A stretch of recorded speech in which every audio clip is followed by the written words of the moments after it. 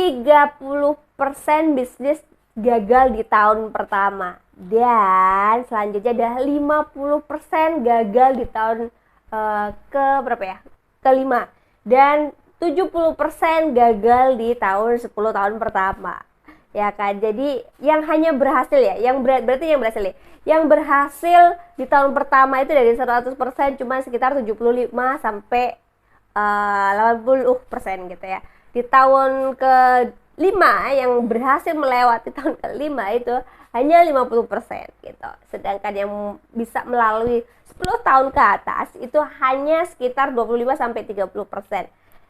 Kecil atau tidak gitu ya, tergantung dengan ya presentasinya sih. Sebenarnya besar juga kalau kita lihat gitu ya, karena berarti 70% oke, bisa melewati tahun ke pertama. Tapi habis itu bagaimana dengan 5 tahun berikutnya? Apakah masih gitu terseleksi gitu? Karena dari 70 sampai 80% jadi cuma 50% gitu.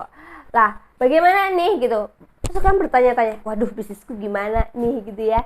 Nah, sebenarnya setiap industri itu memiliki presentasi sendiri-sendiri sih teman-teman rata-ratanya. Nanti aku lihatin deh presentasinya gitu ya, berapa-berapanya kalian bisa lihat nih kalau industri bisnis kalian tuh di mana. Ada industri misalnya manufacturing, ada bisnis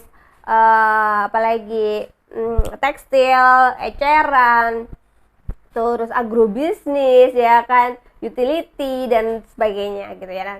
Nah, bagaimana sih caranya gitu ya supaya bisnis kita ini tetap bisa, ibaratnya tuh kayak bisa tetap berjalan gitu ya. Yang pasti kita harus mikirin manajemennya nih, karena manajemen ini sangat penting banget. Kalau sekalian sampai salah manage gitu ya, manage itu kan banyak, ada manage sumber daya manusia SDM, manage stok, manage keuangan gitu ya, banyak sekali. Waduh, banyak ya bisnis yang harus di manage ya gitu ya.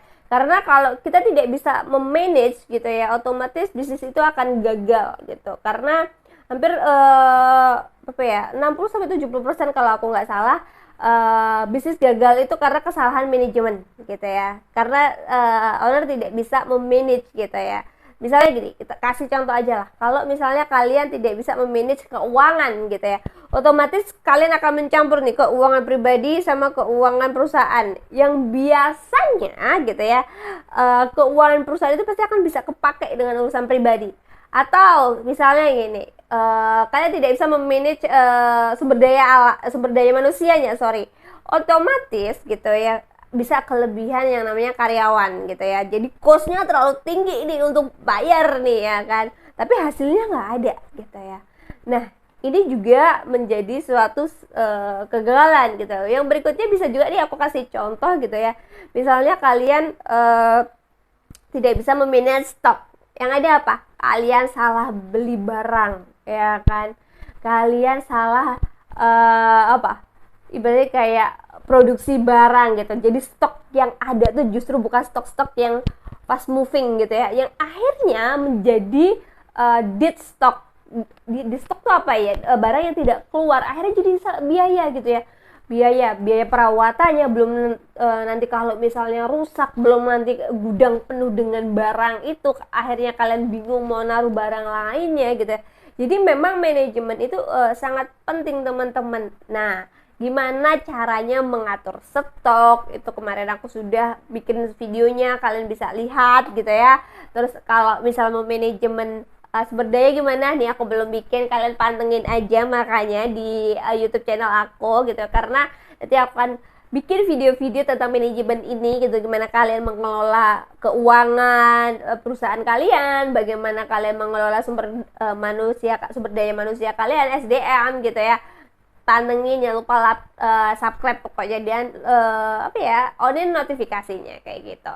Nah, karena itulah kalian harus benar-benar memanage semuanya dengan baik. Gimana nanti manajemen yang baik ya, itu tadi aku nanti akan bahas di video berikutnya gitu ya. Tapi faktor dari bisnis gagal itu tidak hanya manajemen yang buruk juga, ada beberapa faktor ya. Aku sebutin aja deh gitu.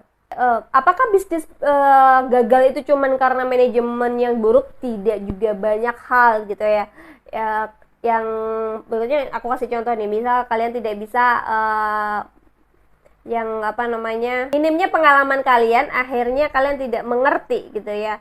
Ini perusahaan itu harus bagaimana, kalau misalnya bisnis lagi rame itu harus bagaimana, kalau misalnya bisnis turun tuh harus bagaimana. Nah, karena kalian tidak punya pengalaman, akhirnya ya gagal gitu lah. Dari mana cara mengatasinya? Ya kalian harus belajar, banyak belajar, karena bisnis tuh setiap hari belajar. Apalagi misalnya nih kayak dulu e-commerce gitu ya, akhirnya adanya sosial e-commerce TikTok, ya mau nggak mau kalian harus belajar ke situ. Jadi movingnya cepat, adaptasi gitu ya, karena kegagalan bisnis juga karenanya kurangnya adaptasi. Kita bisa lihat lah yang namanya Kodak gitu ya, mereka bisa gulung tikar, terus kayak siapa lagi, Nokia gitu ya, karena apa? Kurangnya adaptasi atau kurang cepat beradaptasi dengan teknologi yang sudah ada atau berkembang pesat untuk saat ini. Gitu aja sih, segitu aja dulu deh gitu ya, penyebab kegagalan dari sebuah bisnis. Thank you yang sudah tonton video ini sampai selesai. Thank you, bye bye Asia.